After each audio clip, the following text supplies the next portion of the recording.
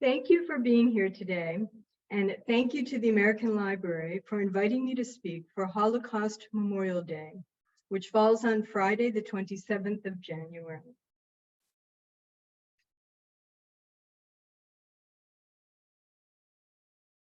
All right, we've already run into a technical difficulty. I'm just advancing the slide. There we go. It has a mind of its own. The day has special significance to me, an American, a Jew, and the daughter of a U.S. Army Air Forces veteran who was based in England and France during World War II.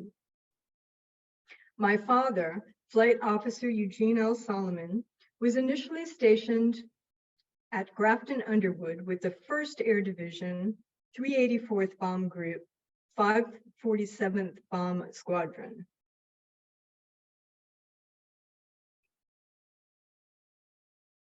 Dad flew B-17s, known as flying fortresses, which may be a sensitive topic here in the library. I'm looking at Richard. Considering the friendly rivalry between the crews of B-24s and B-17s. Some people would say that B-24s were the crates B-17s were delivered in, but not me. In fact, there were pilots in the 2nd Air Division who had flown both. So what is Holocaust Memorial Day, and why am I speaking with you about it today?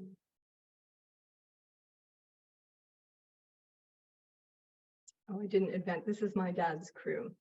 And it's the photo is courtesy of Christopher Wilkinson, whose father was the toggler on Dad's crew.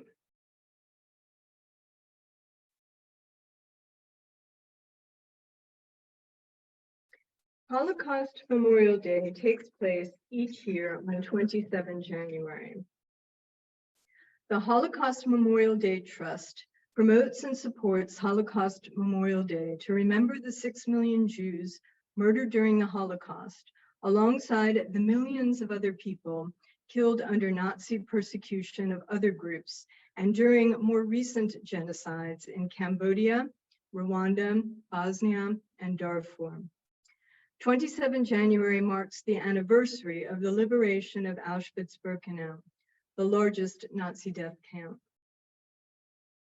This year's theme for Holocaust Memorial Day is ordinary people.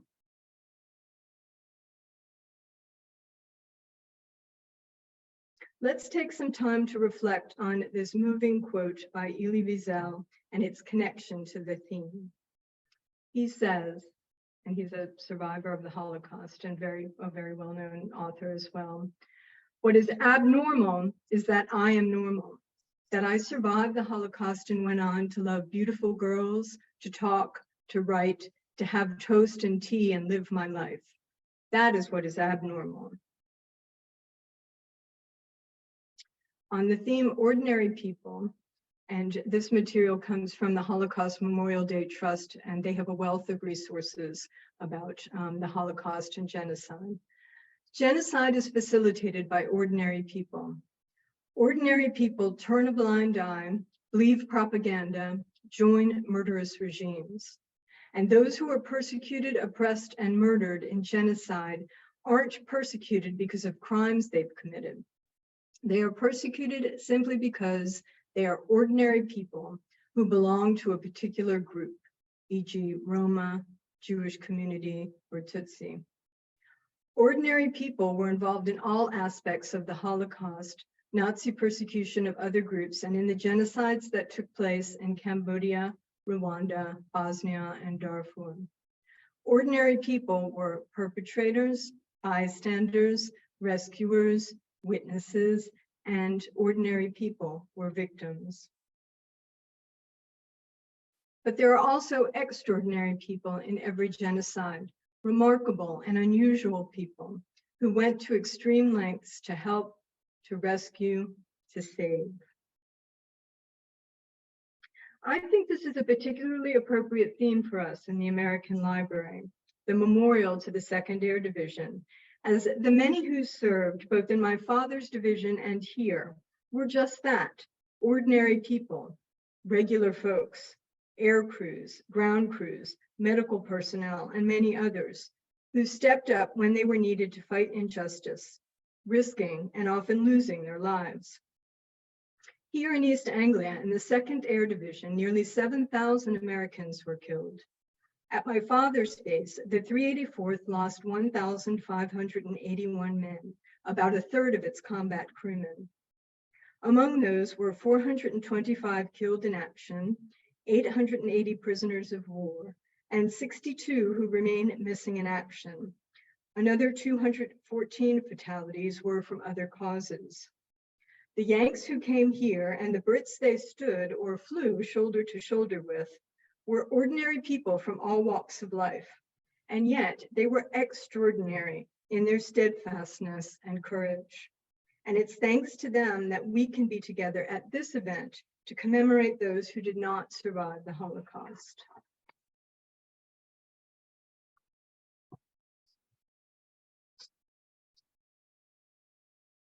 I recently read a novel, Childhood, by a Dutch Jew, Jonah Oberski, who was just 5 years old when he and his mother and father were taken to the Bergen-Belsen concentration camp in Germany.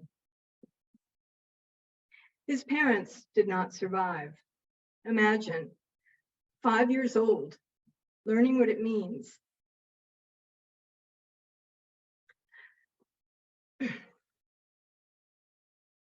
Excuse me. To see your father worked to death and tossed in a heap of naked corpses. To have the concept of watchtowers explained to you by your mother. All right, now turn around when I do, and you'll see another watchtower. And inside it, you'll see a soldier. He's on guard and he sees everything, but you mustn't look at him too long. Just keep turning and don't stop. I did what she said, and I saw another watchtower with a soldier walking around inside. Did you see him? My mother asked. I nodded. He sees you wherever you are. I stood looking at the first watchtower. All of a sudden, I saw a soldier in it. He was holding a gun that was pointed over one side. He moved around slowly and turned in my direction. His gun moved with him until it was aimed straight at me. And there he stopped. He looked at me. I heard a bang. The women and children screamed. My mother came over to me, grabbed my hand, and pulled me into the shack. I began to cry. My mother comforted me. She said he had fired only because too many people were standing in one place, and that was forbidden. The Holocaust was the systematic, bureaucratic, state-sponsored persecution and murder of an estimated 6 million Jews and millions of other victims, including prisoners of war, Roma, communists, socialists, Jehovah's Witnesses, gay people, and people with disabilities. Because the Nazis advocated killing children of unwanted groups, children, particularly Jewish and Romani children, were especially vulnerable. Bergen-Belsen was only one of a network of 44,000 concentration, forced labor, and death camps, and other incarceration sites in the Nazi-occupied countries. Dachau was the first such camp, opened in Germany in 1933. Over a 12-year period, the camp was used to detain political opponents of the Nazi regime, prisoners of war, Jews, Jehovah's Witnesses, Roma, known as gypsies, homosexuals, asocials, and repeat criminal offenders. The inmates were used for forced labor. German doctors performed medical experiments on others. Over 200,000 people were detained there. Of those, at least 28,000 died from execution, starvation, illness, or being worked to death. Although there were gas chambers at Dachau, there is no evidence they were in use. Instead, prisoners were selected to be sent to so-called euthanasia or killing centers, where they were murdered with gas for bullets. American forces liberated the camp on April 29, 1945. My father was there in May.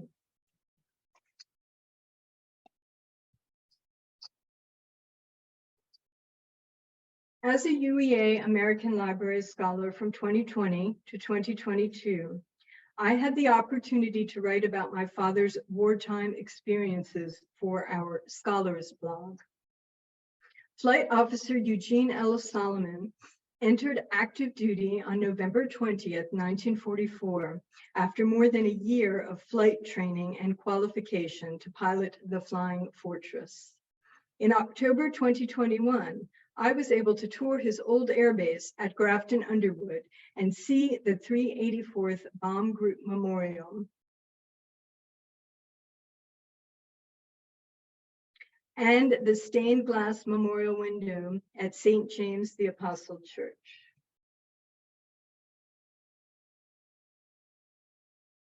Nothing could compare to the experience of viewing this stunning tribute in person with the poignant words at bottom, "Coming home." It was especially moving to see the Star of David in the lower right-hand corner. Reflecting on the bomb group's losses impressed upon me how lucky we were to have my father return safely when so many families did not get to see their loved one come home. This is my dad's silk escape map, supplied to airmen to evade capture in the event they were shot down or had to bail out of the plane. Almost 36,000 Army Air Forces personnel were confined in prisoner of war camps in Europe. There, under the 1929 Geneva Convention, POWs had certain rights. These rights were not always honored by the Germans, however. Conditions varied widely from camp to camp. Officers usually fared better than enlisted men who sometimes faced malnutrition and beatings.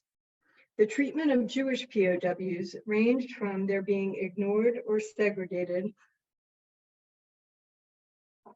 to brutality and even death.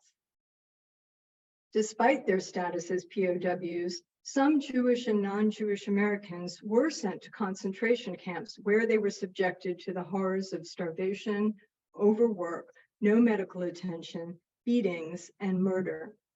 At least one American airman is thought to have been executed at Dachau. The Germans would have known which airmen were Jewish from their dog tags. Here are my father's dog tags. Look at the H on the lower right. That stands for Hebrew. During World War II, the only 3 religious denominations used on dog tags were P for Protestant, C for Catholic, and H for Hebrew. Their purpose was to help identify soldiers killed or wounded in battle, but in some instances, they would be used by the Nazis to identify Jewish American POWs for slave labor or execution. Understandably, there were Jewish soldiers who chose not to include the H on their dog tags. Whether through religious conviction, bravado, or a bit of both, my father kept his.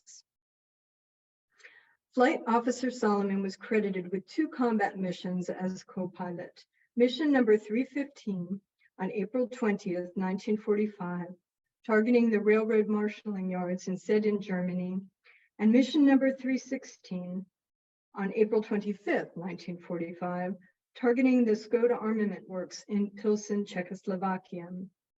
On the latter mission, he co-piloted Hell's Messenger with the 384th in the last strategic bombing mission of the war in Europe.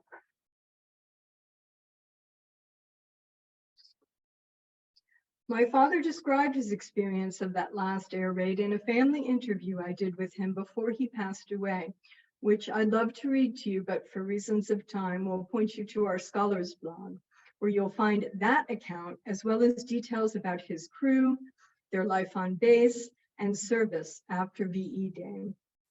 Today, I'd like to speak about another mission he described to us in May of 1945, when he and his crew flew to an air station outside Munich destined for Dachau concentration camp with an airplane full of supplies.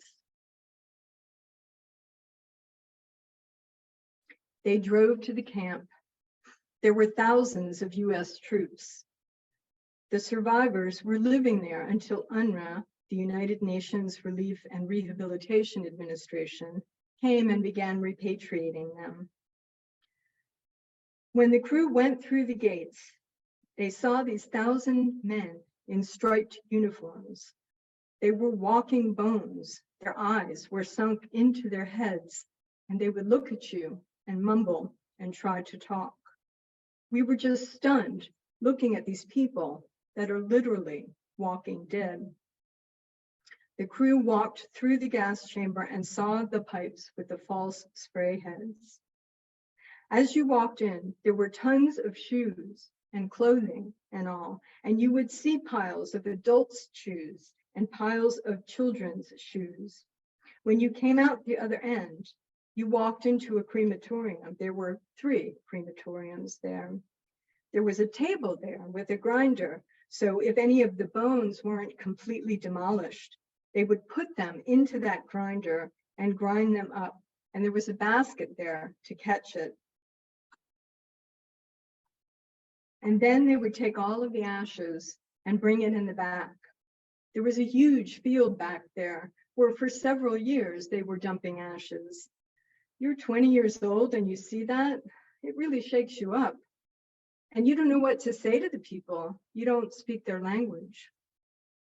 You go through the barracks where they had nothing but a flat board where like 9 people would sleep, and then there would be another deck, and they would crowd them in there. There were men, there were women, there were Jews, there were Gentiles, there were gypsies, there were all kinds of people. My mother asks off camera, children? Oh yeah, there were children. It was a terrifying sight. I shook their hands, he said of the survivors. I didn't cry. He never explained to me why that was so important.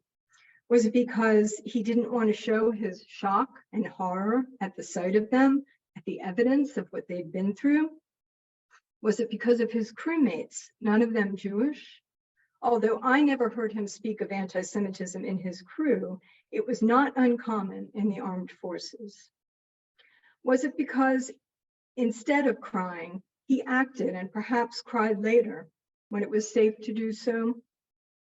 I'll never know, because he died in 2009 after a long and eventful life. After VE Day, the 384th Bomb Group was chosen to move to Germany as part of the United States Air Forces in Europe and initially deployed to East of France in June of 1945.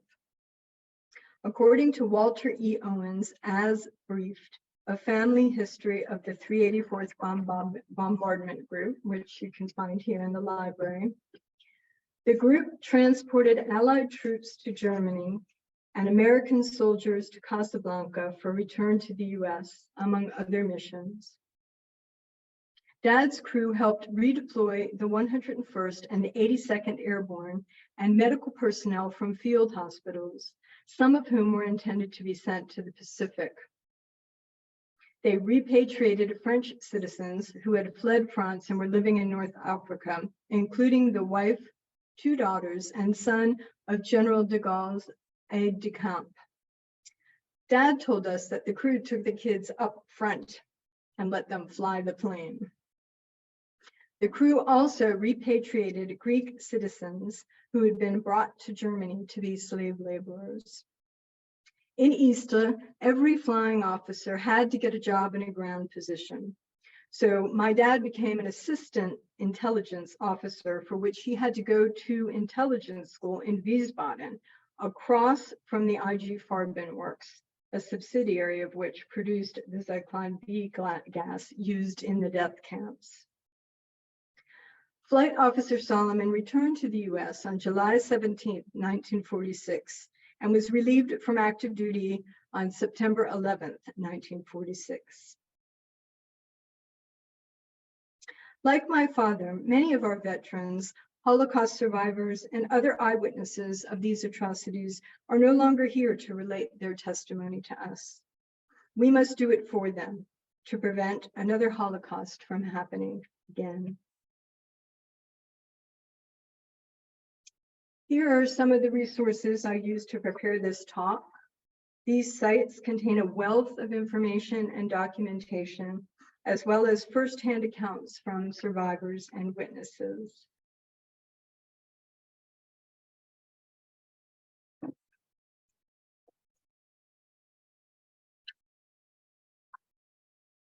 Thank you all for being here. Thank you to Dr. Linda Shepard, our events coordinator, Orla Kennelly, trust librarian, library staff, and the governors of the 2nd Air Division Memorial Trust for inviting me to speak today. To the Holocaust Memorial Day Trust for their invaluable resources, and to my family, especially my dad, Flight Officer Eugene L. Solomon.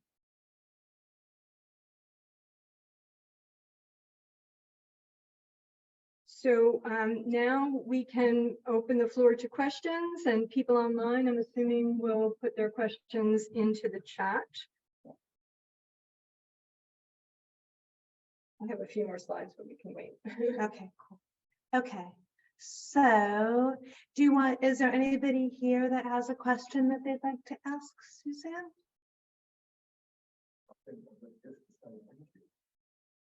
Thank you for being here. Thank you, Suzanne. Did they actually move any of the concentration camps to their flight now? Not as far as I know. No. No, that was all handled, I believe, through the United Nations agency that I mentioned, but any of that information. So you know why your father went there? I mean, I know they were taking the rations and the airplane, but why did the crew actually go to the camp? Were they? I don't know. Eisenhower was very passionate about taking Americans there to see for themselves. So that's to hear about it.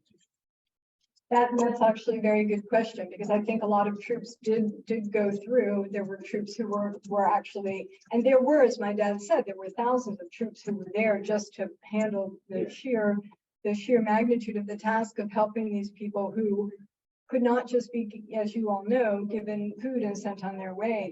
They couldn't even be fed regular rations for a long time because their bodies were so starved. So I think there was that whole sort of military and administrative process, but he didn't tell us exactly what it was.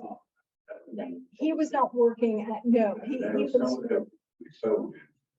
Yes, there were exactly from other divisions and other branches. Exactly. Thank you for that question. It's a good one. And when you talked about them then, helping to repatriate, was that just taking soldiers back on the various combat units? Yes. They took them to the Azores then, and or what did They'd be flown to Casablanca. Casablanca. And then I'm not sure, but then they were taken from there. And then there was people who were repatriated who had been prisoners or at the camps, at the labor camps. I was looking at the other day, which is they did some experiments and seeing how many people would get on the beach before. So they flew. Which wing it was, so they flew an aircraft full of. They filled it up with people basically. Wow. They would have to cope. And I'm sure it handled about it. 4 or 5 hours. No, it No. wasn't. It was that's where to get people back, which they actually decided they weren't going to do that. Oh, so was the idea was deciding between B-17s and B-24s, No, it or was just additional? experiments of way to get people back. Yeah, that was a big operation. I think it did take some time. The idea was to try and put it a bit like the pictures. So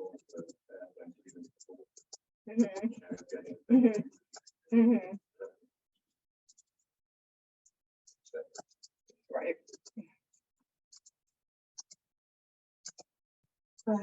So we've talked so far about ideas of repatriation and about how that was enacted and the different ways in which they tested to see how many people could fit on a given plane, and how that all kind of played out and worked. So that's Jane says, thank you so much for sharing your father's story, Suzanne. This was incredibly moving. At what point in his life was he able to talk about his experiences and share them with you? Jane, thank you. Thank you for being there, and thank you for that question. He wasn't reluctant to talk about his wartime experiences. I think it took us getting old enough to be aware, and I think we didn't. I would talk to him at different times, just myself wanting to know, and I'm sure my siblings did as well. But at one point we decided that it would be sensible for us to get him to sit down and to just write up questions and to record that for our family, and also to have the story of what had happened. And I can't tell you, so at that point, that must have been, my brother will know, I think it was maybe in 2005 or 6. I may have said it in the presentation, but he had such incredible recall. It's just astonishing, and I think that is not unusual for people who've been through this experience. I've heard a lot of different servicemen talk about whether it was something like this or whether it was the experience of their bombing raids or their wartime experience, have just this incredible recall of these details. And I think that's just so important to be able to have that firsthand history. And also we're grateful that he was able to and wanted to share with us, because I know that that's not always the case. I know that there are people who cannot talk about it, who don't, for whatever reason, are not able or feel comfortable articulating it. And the more we keep these experiences in the public record, the more we're reminded of what humanity is, the horrible things humanity is capable of doing, but also the good things, the going above and beyond, the extraordinary people that I spoke about.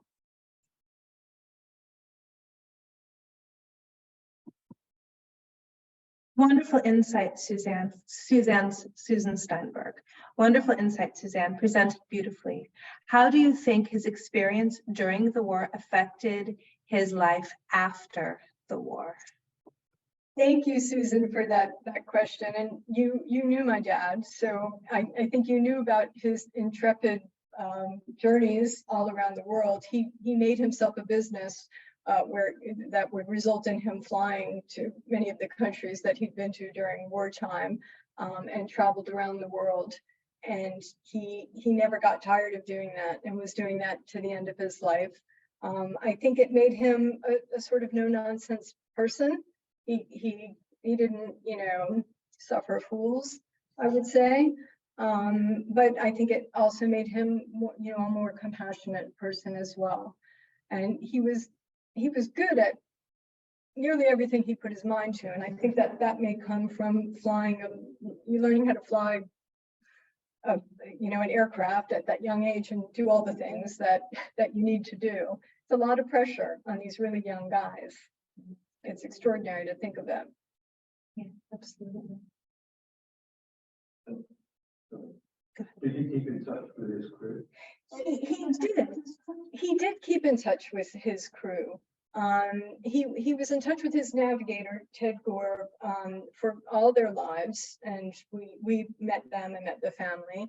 I think, interestingly, and I don't think this is unusual either, later in life, he was going to some of the reunions as well, and some of the air shows. That's what that picture is of him at one of the air shows, and he took his grandkids there. And I think that he was more in touch later in life with those who were still here and still with us.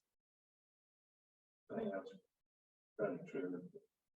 I think people were busy working, having their working lives during the 50s, 60s, and get bringing up families. Perhaps in later life where they've got time to use it. You're saying probably due to the fact that they were, you know, as they retire, that they probably would have more time. But I also think there's something about memory. I think there's something about how you reflect on your life. I do think it has also a lot to do with that. Yes, maybe you have more time, but not everyone necessarily wants to revisit some of those scenes.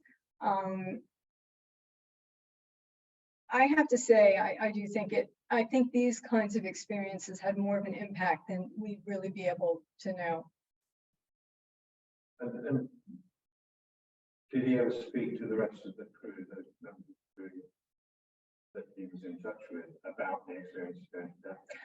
No, I don't know that Chris, our Togolier, the son of his Togolier, I don't think he actually heard that story, that experience recounted, because I think it was the first time that he knew about it when I published it in the Scholars blog, and he mentioned that I believe he said that he hadn't heard about it.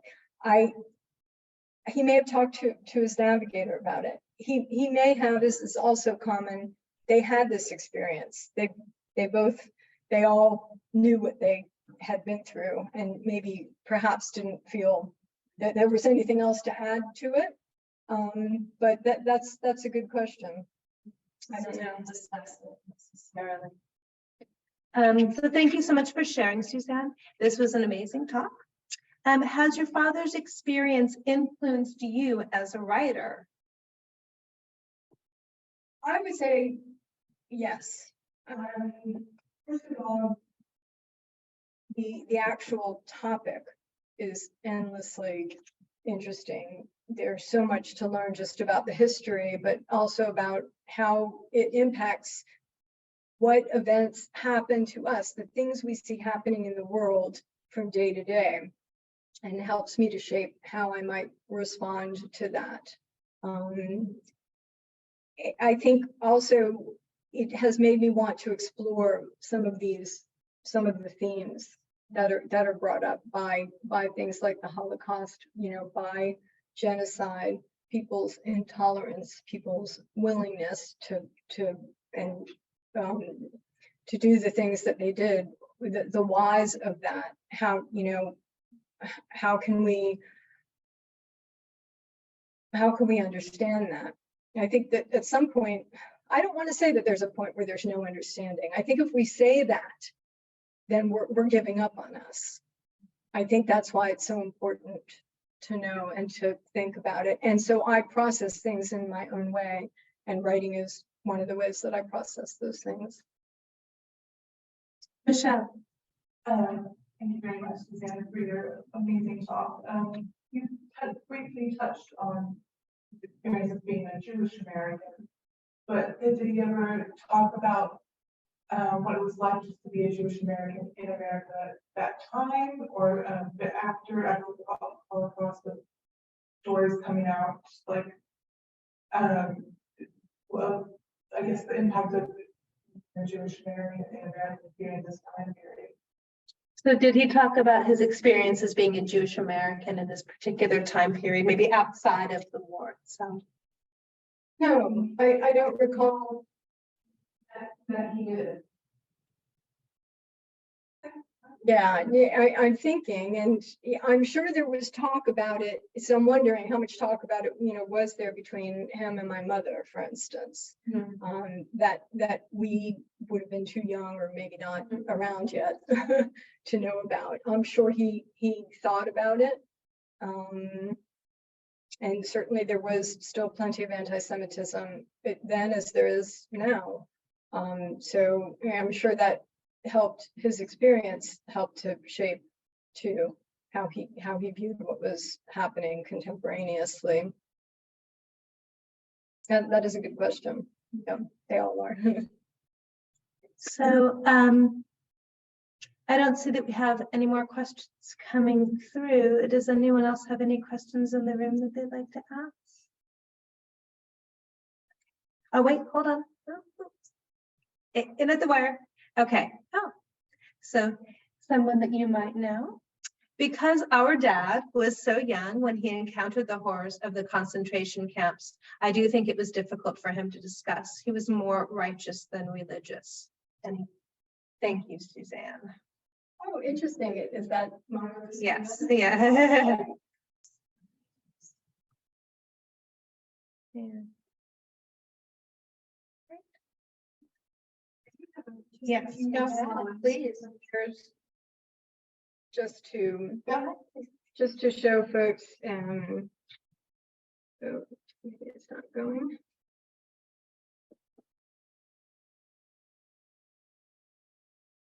Sometimes it freezes. Oops. I'm glad it waited to have technical difficulties. There you go. There we go. These were just some of the wonderful organizations that I mentioned, like the American Library, and you're here, the Holocaust Memorial Day Trust, and you can go on that site. Again, there's a lot of information and interesting educational tools.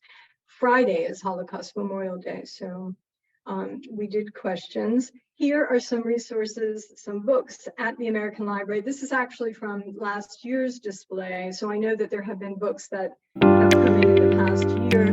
You can always come and ask our knowledgeable librarians about what's available here, and there's a lot both here in the American Library and also in the Millennium Library outside. And I just want to thank everybody for being here and sharing this experience. Thank you, everyone here, and thank you to everybody online. Thank you so much.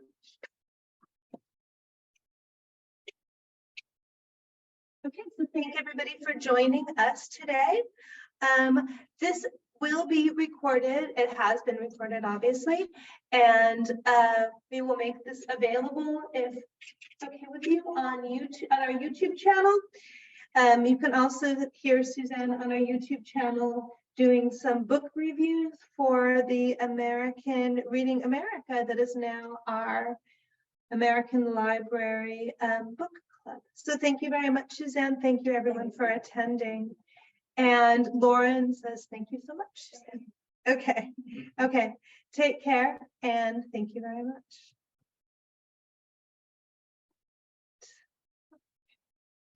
Thank you. Thank you all for being here. I felt very much